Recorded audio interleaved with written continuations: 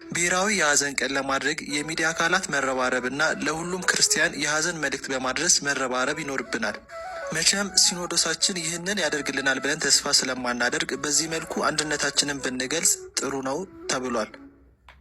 ከመላችን ጎን ለጎን እና በኋላ ዘላቂነት ያለው የመፍትሄ መንገድ እንድናበጅለት በዚያውም የእመቤታችንን ስደቷን እያሰብን ከጥቅምት 24 እስከ 27 ለተከታታይ 3 ቀናት የሚቆይ የሀዘን ቀን እንዲኖረን ኦርቶዶክሳውያን ቲክቶከሮች፣ ዩቱበሮች፣ ፌስቡከሮች፣ ቴሌግራም፣ ኢንስታግራም፣ ትዊተር፣ ሳተላይት ቴሌቪዥኖች በአጠቃላይ የማህበራዊ ሚዲያ ተጠቃሚዎች በሙሉ ባለን አቅም ሁላችንም መጮህ ይኖርብናል ተብሏል።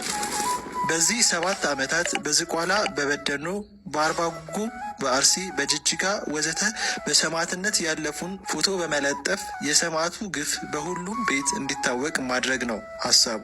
ለሁሉም ለምናውቃቸው ሁሉ እያዳረስን ለሀገር ወዳድ የእስልምና ተከታዮችም ጭምር ሀዘናችንን እያደረስን የሚቀጥል ይሆናል።